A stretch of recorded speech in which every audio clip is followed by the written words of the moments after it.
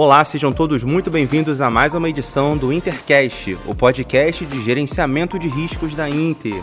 Eu sou o Gutenberg Júnior e hoje eu convido vocês a falar e ouvir sobre energias renováveis. Vamos tratar dos desafios na gestão dos riscos. Para isso, eu vou receber aqui a Gisele Queiroz, que é diretora de desenvolvimento de negócios em energia da Inter. Oi, Gisele. Olá, sejam muito bem-vindos ao nosso podcast de energias renováveis.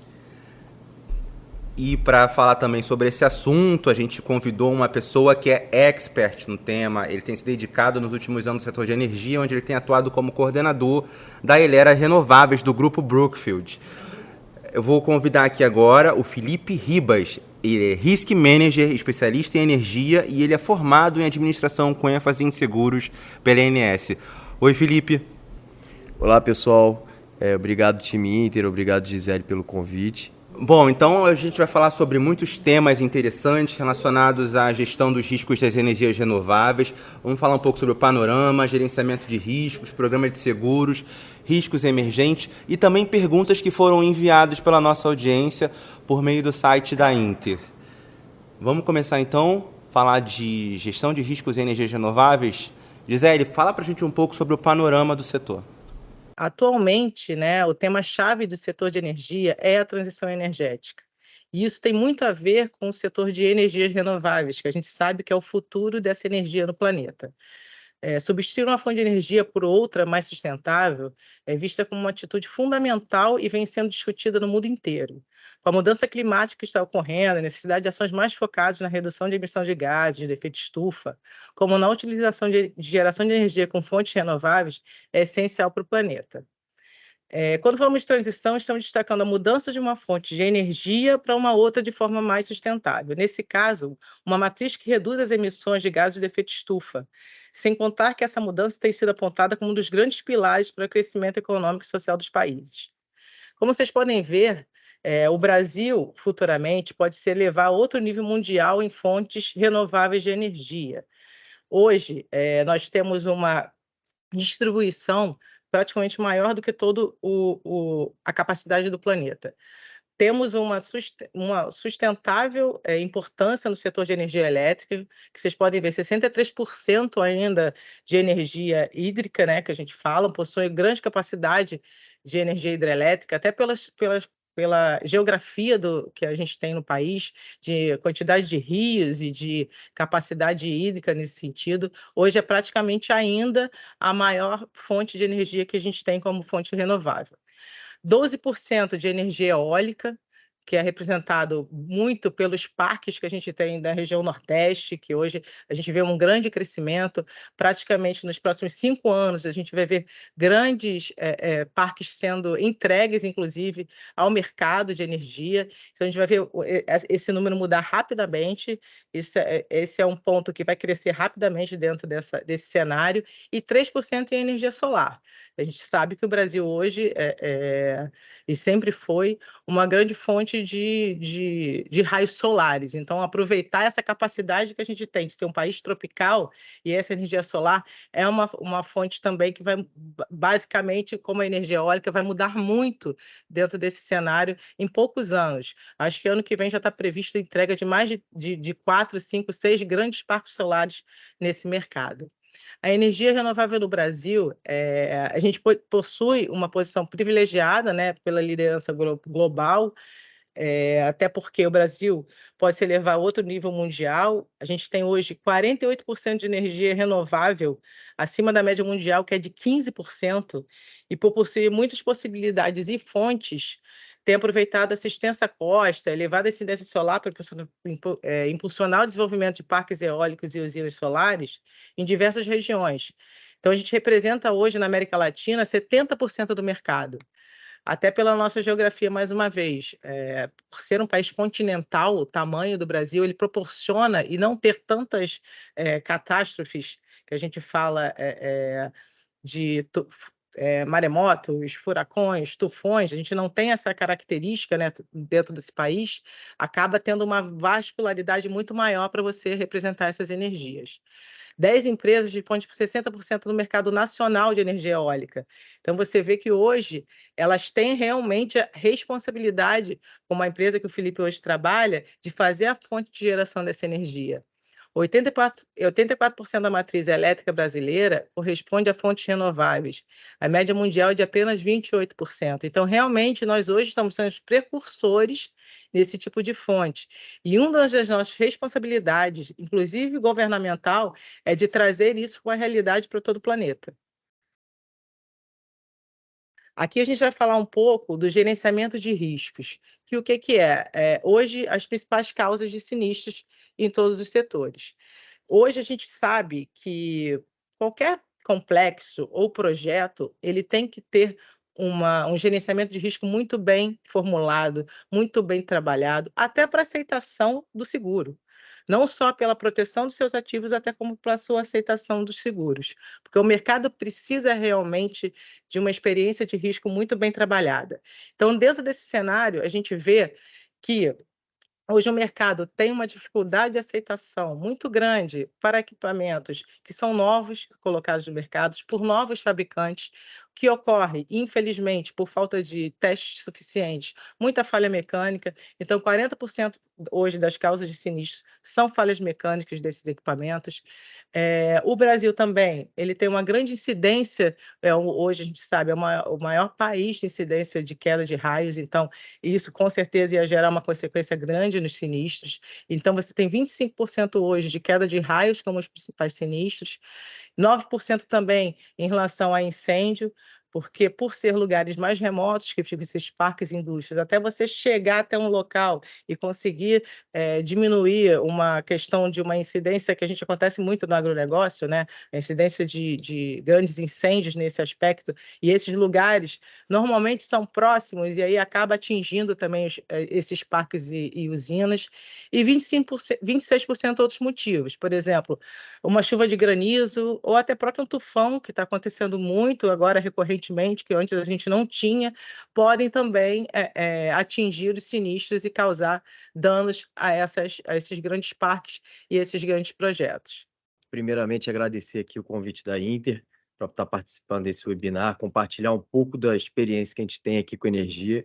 Gisele aí dando o suporte aqui para essas perguntas que vão vir aí. Sei que o time que está do outro lado também aí bem capacitado, conhece, mas também tem um pouco de dó da gente aqui para a gente também conseguir raciocinar aqui e a gente conseguir responder e atender a pergunta de vocês. Mas vamos lá. Tem alguma pergunta já? Temos aqui a nossa primeira pergunta.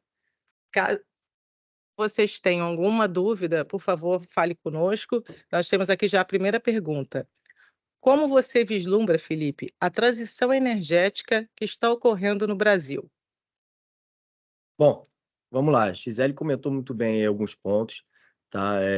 Tem muitos pontos positivos, muito pela localização do Brasil, pelo nosso clima. A gente tem aí uma produção de sol e fortes ventos muito grande. Então, para a gente estar fazendo essa transição energética, tem muitos pontos favoráveis, justamente pela nossa localização geográfica e pelo nosso clima tropical, tá? Mas a gente tem aí algumas dificuldades, tá? Quais são essas dificuldades? A gente tem uma transição muito complexa e gradual. A gente hoje ainda é muito dependente de usinas hidrelétricas. Então, 63%, como a Gisele comentou, da nossa geração de energia renovável é dependente ainda de energia hidrelétrica. Para fazer uma transição para energia 100% renovável, eólico e solar, a gente ainda tem uma dependência de um alto investimento, a gente ainda precisa de subsídio político. Então, a gente tem alguns pontos aí que a gente ainda precisa. A gente veio pós uma pandemia que onerou bastante a importação de muitos equipamentos, como painéis solares, aerogeradores. Alguns fabricantes tiveram alguns danos durante esse período aí em aerogeradores, passaram por recall, necessidade de refabricação e remanufaturamento de alguns equipamentos. Então, isso tudo acaba impactando para que essa transição seja mais acelerada. Então, acaba que a gente tem uma transição um pouco mais lenta, um pouco mais gradual, mas que eu vejo como um ponto muito positivo para que a gente tenha uma matriz energética mais limpa e diversificada, ampliando aí o portfólio de fontes renováveis para o Brasil, considerando eólica, solar e energia hidrelétrica. Outra pergunta. quais os principais desafios para a substituição das energias fósseis para as renováveis? Bom, vamos lá. Essa pergunta é muito linkada com a outra também, tem muito item aí que ele acaba se convergindo. Então, você tem aí os custos altíssimos para investimentos em energias renováveis. Quando você fala de fontes fósseis, você tem uma facilidade de acesso para essas fontes, e os custos normalmente são mais baratos. Você já tem a infraestrutura instalada para a geração desse tipo de energia. Então, quando você fala de energia renovável, eólica, solar, pós uma pandemia, a gente tem saída de players aí atuantes nesse mercado de eólica, por exemplo, tem entrada aí também de solares, mas a gente tem essa dificuldade ainda para ter uma substituição da fóssil para renovável com tanta transição assim simples, que seja algo muito tranquilo. Então, tem também o ponto de intermitência de geração. Usina hidrelétrica, como mais uma vez a Gisele mencionou, 63% da capacidade nossa é dependente da usina hidrelétrica, porque a gente consegue manter, mesmo no período de seca, uma geração ali um pouco mais equalizada e uma turbina ali mais atuante a todo momento ali para uma geração de energia. Para solar e eólica você não consegue. Às vezes você tem pouco vento em alguns certos períodos e você não tem geração. Para solar, você tem ali em torno de 8 a 10 horas de geração, que é durante o período do sol. Então, você tem uma intermitência ali desses tipos de geração que acabam impactando e tornando ainda uma dependência muito da parte hídrica e também da parte das energias fósseis. Tá? Tem também a parte de investimento em infraestrutura, de transmissão e distribuição. Hoje a gente já tem tudo estruturado para que seja feita uma distribuição de energia, uma transmissão para as fontes fósseis, para você trazer isso para o interior, que lá no trabalho que a gente viaja muito, a gente sempre está bem no interior das cidades, entendeu? Porque você não vê uma usina eólica, às vezes, no meio de uma cidade que não seja no interior. Então, assim, uma solar de grande porte que seja no meio de uma cidade. Então, acaba que você, às vezes, tem que ter toda aquela infraestrutura para você conseguir distribuir aquela energia para as grandes cidades, para as grandes capitais. Então, você tem ainda esses pontos de dificuldade que eu considero um dos principais desafios aí para fazer essa transição aí de substituição de energias fósseis para renováveis. Acho que eu falei bastante aí, mas essa pergunta foi... Essa pergunta é sensível, né? E principalmente a gente que vive dentro desse mercado. Nesse sentido, eu vejo que nos últimos, pelo menos 5 anos, está havendo, né, ocorrendo um maior prazo para a colocação dos programas no mercado seguro. Antes você conseguia fazer a colocação do seu programa em 4, 3 meses. Hoje em dia você não consegue mais. Hoje em dia você tem que antecipar a sua renovação e a sua colocação pelo menos 6 meses antes, para você conseguir pegar todo o cenário, porque o mercado ressegurador hoje utiliza muita experiência no exterior, que é muito diferente do que a gente verifica aqui dentro do país. Então você vê às vezes assim, mas isso aqui a seguradora está saindo do mercado porque teve um congelamento das linhas de transmissão lá fora. Gente, no Brasil a gente nunca teve neve. Então, assim, são cenários muito divergentes. Então, você tem que conversar muito, fazer roadshow internacional, fazer roadshow no Brasil, porque se você não fizer isso, o mercado no exterior não entende muito risco local. Então, você precisa realmente ter hoje um tempo muito maior de apresentação do teu programa, de como funciona o Risco Brasil, de como funciona a sua operação, para eles entenderem também que aqui a gente pode ter uma tecnologia muito melhor do que, inclusive, tem lá fora. Porque eles entendem que no Brasil ainda as empresas, eles acham, né? Eles têm, muitos não, mas alguns ainda acham que aqui ainda é muito amadorismo, que ainda tem muitas empresas ainda engatinhando, e na verdade não é bem assim que funciona. A gente hoje já tem uma matriz energética muito consolidada nesse sentido, e isso que precisa ser mostrado. E é muito importante que o mercado segurador acompanhe isso e, mais uma vez, ajude a sua colocação, porque também precisam, mesma coisa, a gente precisa da colocação, precisa proteger o risco, mas o mercado segurador precisa do ressegurador. Então, é toda uma linha de produção que a gente sabe que, se for bem feita, você consegue ter uma melhor colocação do risco. Próxima pergunta, vamos lá. como é o trabalho apresentado por você na questão da colocação das suas apólices? Inicialmente, justamente por esses pontos que a gente comentou sobre preocupações, a gente pensa em algumas estratégias que a gente possa facilitar a colocação e apetite das seguradoras para aceitação do nosso risco. Então, um dos pontos principais aí, a gente faz uma integralização, uma capilarização dos tipos de tecnologia que a gente tem. Hoje a gente trabalha com eólica, solar, biomassa e termoelétrica, biomassa e hidrelétrica. Então, a gente consegue fazer isso para dentro da seguradora para que eles consigam ter mais apetite. A gente sabe que uma seguradora ou outra tem uma certa restrição com algum tipo de tecnologia, mas acaba que no programa geral a gente consegue um apetite maior, não só da seguradora, tanto também do ressegurador lá fora. A gente faz aí um roadshow anual, como se comentou agora, a gente renova e já começa a renovar o ano seguinte, a gente não consegue ter 2 meses aí para respirar. O André, que deve estar aí acompanhando a gente, está de prova viva, que sabe que é isso. Então a gente não consegue nem ter um fôlego ali. Então, cada vez mais, cada ano que passa, a gente vê que precisa cada vez mais restringir e aumentar esse tempo pela dificuldade de saída de seguradoras atuantes no mercado de energia. A gente vê aí agravamento de taxas significativos, aumento de franquias, que são preocupações que a gente tem, que a gente tenta trazer as seguradoras para perto para poder melhorar as nossas colocações. Então, as seguradoras, a gente tem um centro de operações integrado lá, que é bem grande, bem robusto, e tiro o chapéu para falar, nunca vi nada igual, é algo incrível que tem lá dentro da empresa. Então, as seguradoras a todo momento estão lá fazendo uma inspeção, entendendo como é que funciona, vendo como é que a internet, a inteligência artificial hoje auxilia a gente, suporta a gente em todo o monitoramento de ativos que a gente faz. A gente hoje consegue fazer uma prevenção aos riscos que a gente tem, não uma correção. Então, isso é um ponto muito positivo, que a gente consegue se antecipar a futuros e possíveis casos de sinistros que possam vir a ocorrer. Obviamente, não tem como a gente brigar lá com São Jorge quando vem uma chuva e um alagamento que a gente não espera, mas isso é para isso que a gente paga o seguro, para catástrofe. Não são para eventos pequenos, para que possam ficar minando e tendo uma sinistralidade alta.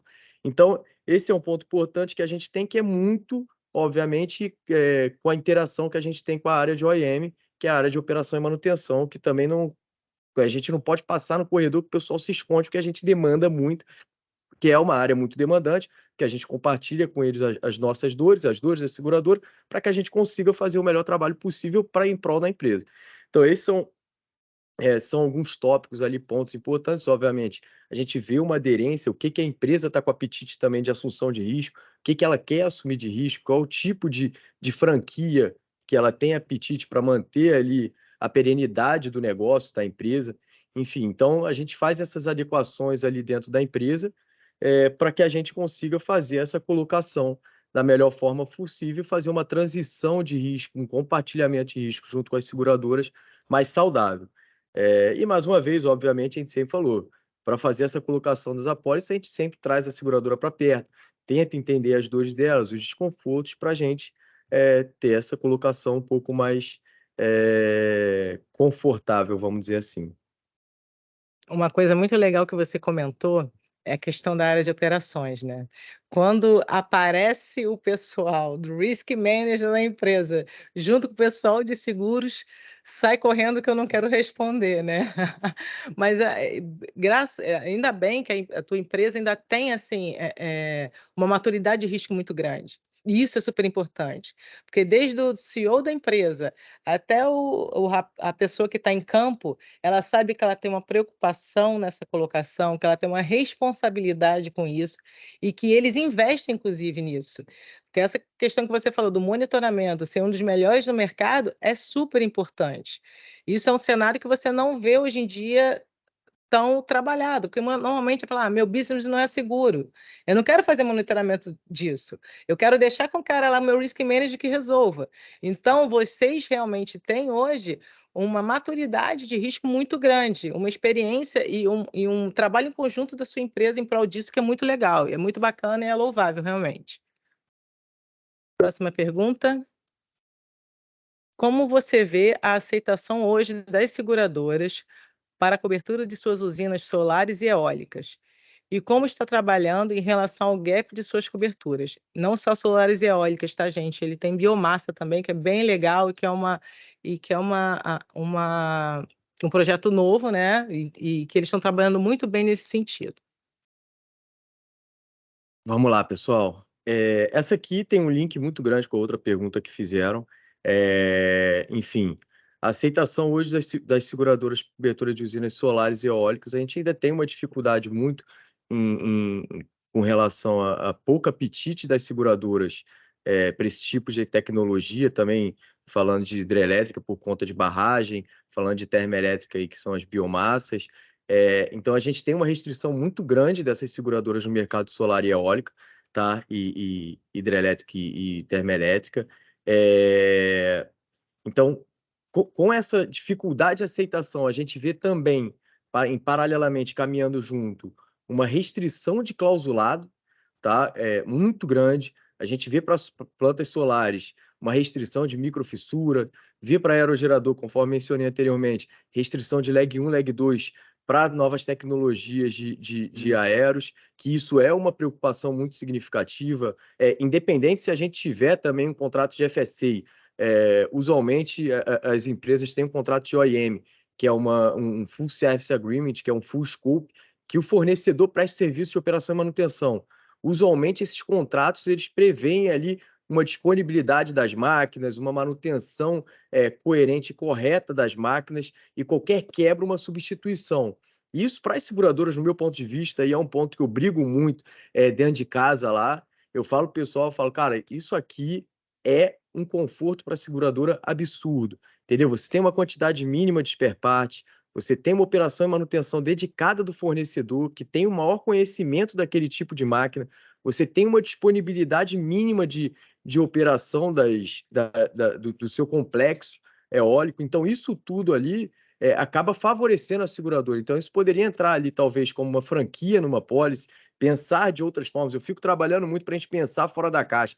A gente tem que trabalhar ali, sair da rotina do mercado, sair daquele usual e a gente conseguir trabalhar essas outras manobras que a gente tem dentro de casa para poder favorecer também o segurado e a seguradora. Obviamente que a gente não consegue, mais uma vez, brigar com São Jorge, entendeu? Se vier um evento de vendaval no parque solar, óbvio, a maioria, não vou falar todos os parques, mas os nossos pelo menos tem, mas a maioria dos parques tem o modo stow, que ele entra em modo segurança. Então ele consegue suportar ali um vendaval que passe e não afete os seus complexos solares, entendeu? E para as eólicas, obviamente, se você tiver um evento climático, um evento da natureza, você não consegue combater em alguns casos. Na maioria você consegue, mas em alguns casos você não consegue combater. E é para isso, mais uma vez, que a gente paga seguro, que a gente paga milhões de seguro para poder se resguardar e se preservar de catástrofe, entendeu? Então, assim, a aceitação das seguradoras, acabei perdendo aqui que eu falei do FSA, mas a aceitação hoje das seguradoras para coberturas de usinas solares e eólicas é muito o que a gente já tinha comentado antes, que é pouco apetite, consolidação de seguradoras, restrição de clausulado, que são uma das principais preocupações que a gente vê aí, vem se deparando a cada renovação que passa, vem cada vez sendo um pouco mais robusto aí essas restrições, tá? E a outra parte é como está trabalhando em relação ao gap de suas coberturas. Bom, e aí a gente tem investido cada vez mais em formas de mitigação de risco. Obviamente, a inteligência artificial é uma aliada nossa hoje para que a gente possa se prevenir, se preservar e trabalhar antecipadamente por qualquer risco que a gente possa ter futuramente. A gente consegue se antecipar, às vezes, até de pontos quentes em transformadores de 6 a 8 meses, entendeu? É algo que a gente consegue pensar, estruturar, parar o transformador no melhor momento, que é o coração de uma usina, seja ela solar eólica ou hidrelétrica. Então, assim, a gente consegue se antecipar, pensar e trabalhar, e atuar, entendeu? Não a gente ter o evento, depois a gente tentar corrigir, ter, assim, um acionamento de uma cobertura de lucro cessante, que a gente sabe que é a maior preocupação da seguradora com relação ao transformador. Então, a gente vem trabalhando aí insistentemente, vem pressionando ali a área de operações, de gestão de ativos, insistentemente também, para que a gente tenha aí uma maior aderência, uma maior apetite das seguradoras para a aceitação dos nossos riscos e para que a gente faça uma colocação mais saudável aí. Então, é um investimento contínuo aí que a gente tem, praticamente monitoramento de ativos, compra de spare parts, enfim, é isso, acho. Acho que falei demais mais uma vez, hein? Próxima pergunta. Na verdade, essas perguntas são o seu calcanhar de Aquiles, né, Felipe?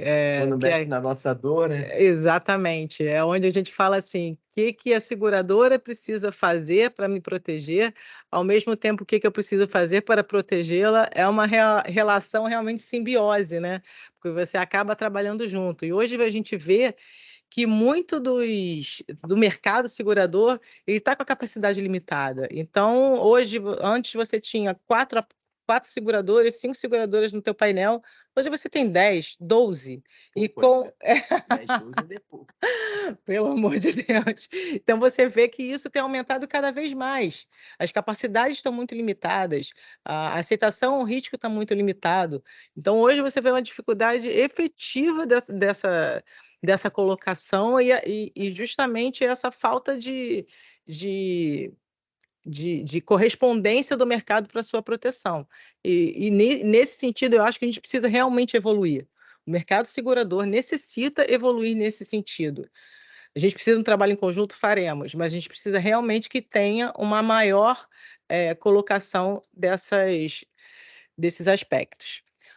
Vamos lá, próxima pergunta. Com a constante mudança de custos nos valores de peças, itens descontinuados, fora equipamentos, turbinas, entre outros itens, como vocês mantêm hoje a atualização em seus seguros do valor desses itens segurados com o mercado?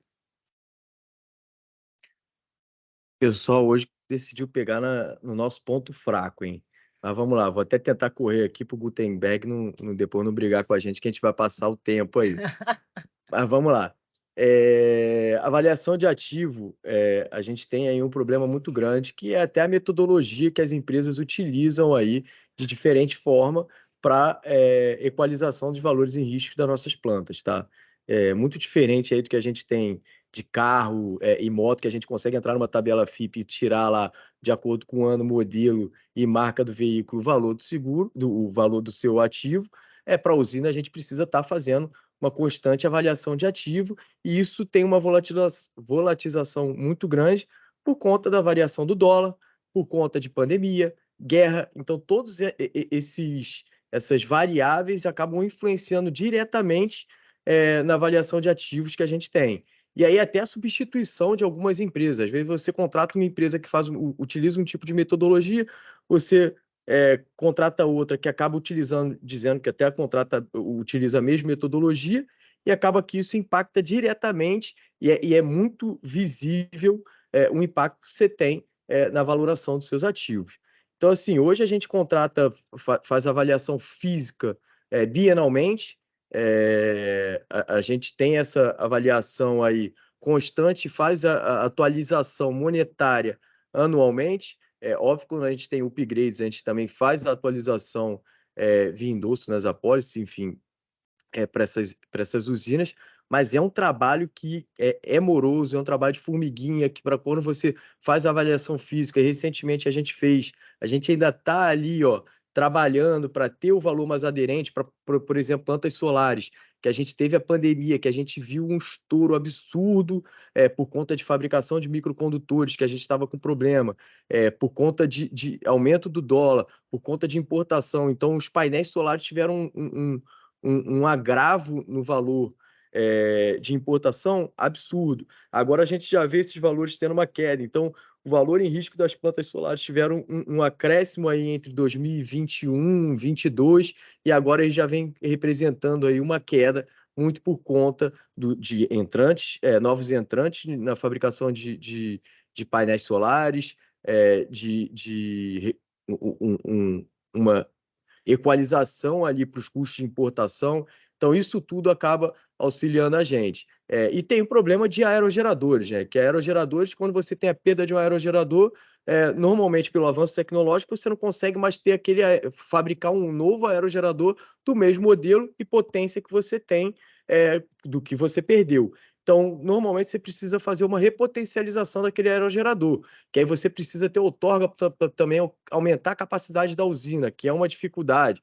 Então, assim, como é que você precifica esse aerogerador que já não está mais sendo fabricado, que já está fora de linha? Então, algumas empresas já aplicam as regras de 6/10, para que você consiga ter ali um valor mais coerente, mais próximo da sua realidade. Então, assim, esse item aí, cada empresa acaba adotando uma metodologia, cada um adere de uma forma, cada seguradora tem um tipo de aceitação, tem seguradora que exige que faça de 2 em 2 anos, tem seguradora que já atende 4 em 4 anos. Isso aí é muito de acordo com o tipo de negociação que você tem, e é uma dificuldade aí que eu acho que muita gente que deve também trabalhar aí no mercado de energia deve compartilhar. Sei das dores aí que alguns compartilham com a gente que tem passado, mas infelizmente é uma realidade aí que a gente fica muito vulnerável e a gente sabe que aumento de valor em risco, época de pandemia, com esse aumento de custo civil, aumento de importação, aumento de tudo isso, é pagamento de prêmio na veia, não tem como você negociar. Então, enfim, essa é uma dor aí constante também que a gente tem bienalmente, que a gente vem tentando trabalhar e melhorar aí, para fazer essa colocação e a gente está resguardado no momento sinistro. Muito bom, Felipe. Próxima pergunta. A inteligência artificial hoje já é uma aliada no programa de mitigação de riscos e gerenciamento de vocês? Bom, isso aí, mais uma vez, eu tenho que falar que eu tiro o chapéu lá para o nosso centro de operações. Inteligência artificial é sim uma das principais, se não hoje a principal, obviamente, que tem procedimento de operação e manutenção, tem nossos contratos de FSA, tem muitas frentes que a gente consegue tratar para fazer uma mitigação de risco mais elaborada e da melhor forma possível. Porém, inteligência artificial hoje a gente até brinca lá que nossos equipamentos têm um smartwatch grudado nele, como se estivesse medindo pressão, temperatura. Então, eles estão 100%, 24/7. Tem alguns transformadores que têm câmera termográfica, sensor de vibração do equipamento. Enfim, cada dia que passa, o pessoal vem inventando uma novidade ali e vem cada vez mais monitorando os equipamentos. Para quê? Para a gente conseguir se antecipar a um evento de sinistro. Então, a gente consegue trabalhar com antecedência, com organização, de uma forma mais estratégica, que não impacte diretamente a empresa, seja ela financeiramente, ou seja ela de uma forma até de imagem, porque tem muito risco de imagem também. Então, eu acho que quando a gente comenta que a gente traz as seguradoras para dentro de casa para conhecer, algumas seguradoras, inclusive, que já foram lá, os engenheiros de risco, sentam lá e falam assim, cara, eu quero ficar sentado aqui 3 dias para aprender tudo que vocês fazem, que é algo incrível, assim. Eu tiro o chapéu de verdade, assim, nosso centro de monitoramento o pessoal que senta lá só tem cérebro, entendeu? E os nossos ativos hoje, eu digo que estão muito bem monitorados, muito bem mitigados ali, e isso passa um conforto, obviamente, para a área de seguros, porque a gente compartilha isso com a seguradora e fazendo da forma que eu comentei antes, a gente não vai transferir só o risco, a gente vai compartilhar e também ter essa transparência junto com as seguradoras. Você, Várias perguntas? você vê que a inteligência artificial está muito ligada hoje na sua. Um assunto que está sendo falado hoje, mas que já tem sido trabalhado há algum tempo na tua operação. Então, é bastante inteligente você fazer esse monitoramento, que, como ele falou, ele consegue mensurar que daqui a 6 meses o transformador está sofrendo superaquecimento. Então, é realmente uma proteção muito grande da tua operação, porque você já pode prever, assim, eu vou precisar dessa substituição, já comprar esse equipamento, já prever a sua substituição, quer dizer, dá um conforto muito maior para a tua operação. E a gente vê que hoje a inteligência artificial está ligada diretamente aos riscos. A gente precisa realmente colocar isso no nosso dia a dia, porque vai ser realmente vamos dizer assim, vai ser o nosso olho. Isso aí. Vai ser o nosso olho para o que a gente realmente precisa tomar conta. Muito legal, parabéns. Vamos lá para as próximas e últimas perguntas. Felipe, bom dia. Na sua opinião, a paralisação da atividade econômica por conta da pandemia acirrou as metas de Acordo de Paris para a adoção de energia limpa? Nossa! Calma aí, quem fez essa pergunta? A Denise Rodrigues da Inter. Então, até eu posso ajudar o Felipe nesse sentido. A pandemia, né, ela trouxe vamos dizer assim, um novo cenário para todo o planeta. E aí, alencado a isso, você teve guerra na Ucrânia, guerra na Rússia, a falta de energia da indústria, falta de chips na China. Então, você tem vários aspectos aí que trouxe com que houvesse um novo cenário mundial. Por isso, justamente, você teve essa questão das substituições. Os preços hoje são 10 vezes maiores do que eram antigamente. Você teve a fabricação de novas peças.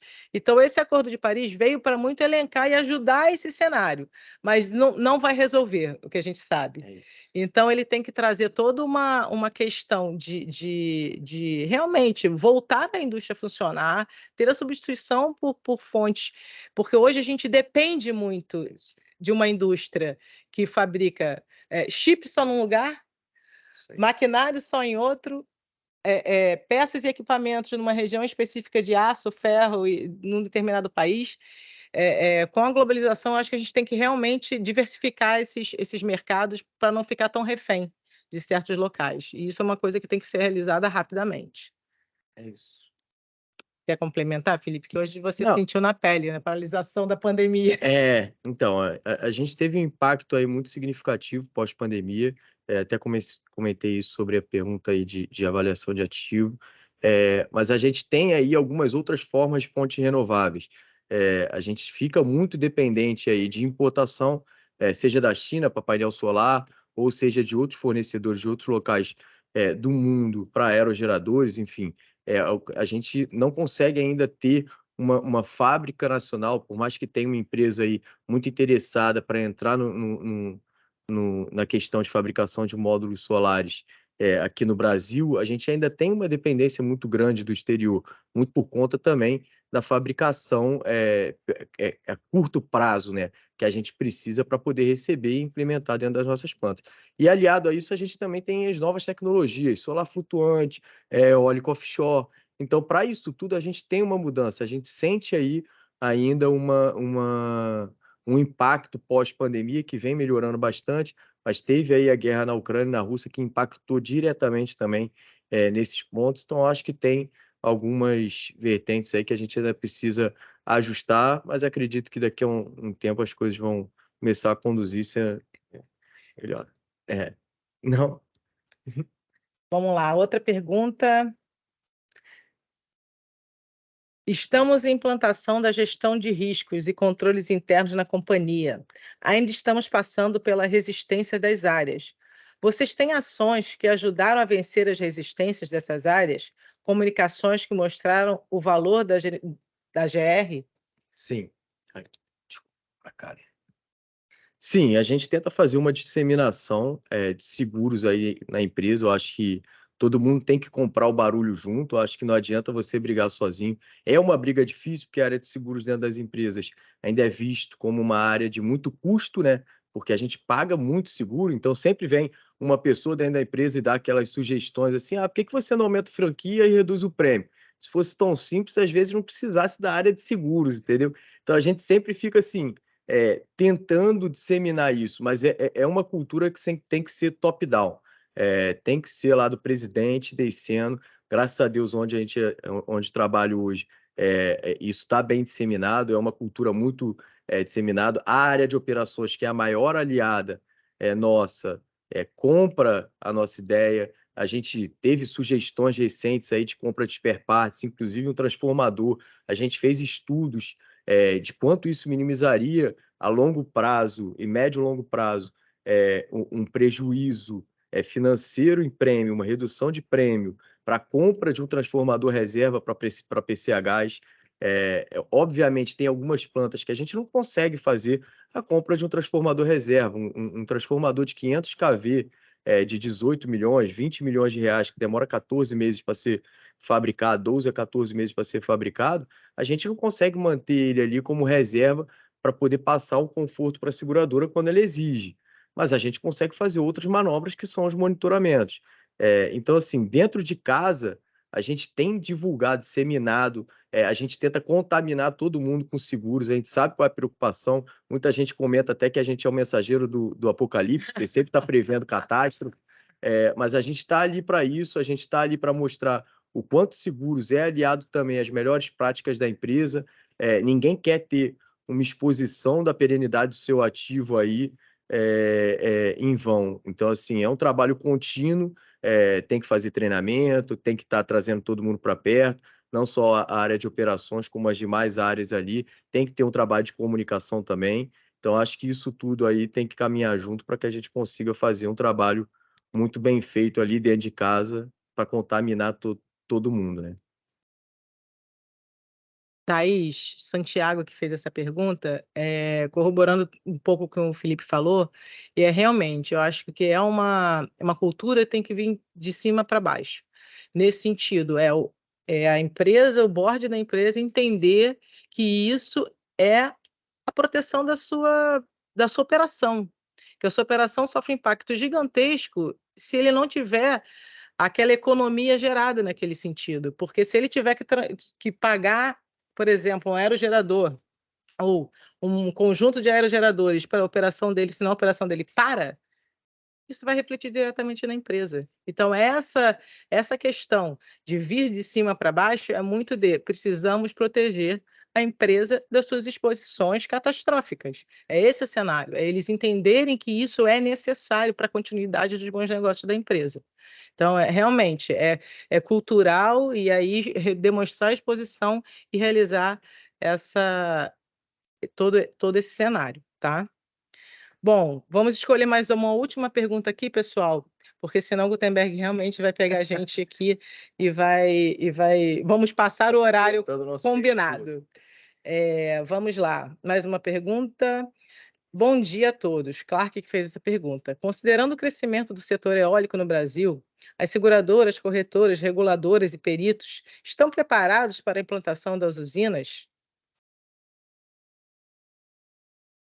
Bom, acredito que sim.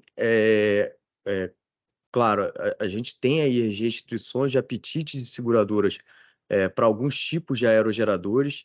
A gente sabe que é uma preocupação aí constante, inclusive que eu sofro dentro de casa também, que é com relação à colocação aí de coberturas aderentes ao tipo de aerogerador e ao tipo de risco de usinas eólicas, tá?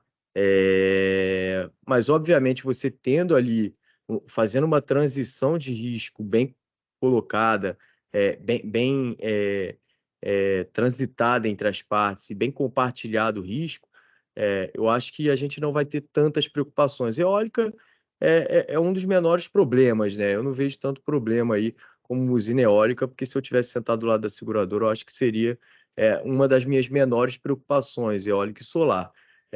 Mas, obviamente, a gente tem aí algumas preocupações, tem muito aventureiro no mercado de energia, que a gente sabe, então isso acaba minando, como a gente trabalha com mutualismo, isso acaba contaminando outras empresas que têm feito um trabalho árduo aí de querer mitigar o seu risco, de querer ter uma colocação melhor, de compartilhar o risco com a seguradora. Então, acaba que muitas empresas que não fazem uma operação e manutenção devida, que não cuidam do seu ativo devidamente, acabam contaminando os outros que fazem isso muito bem feito. Que tem muita empresa aqui no mercado no Brasil, que no Brasil, inclusive, o pessoal até olha com um olhar, às vezes, negativo, mas as áreas de operação e manutenção do Brasil são muito bem vistas lá fora. A gente tem uma atuação muito boa comparada às outras políticas e procedimentos que empresas lá de fora praticam.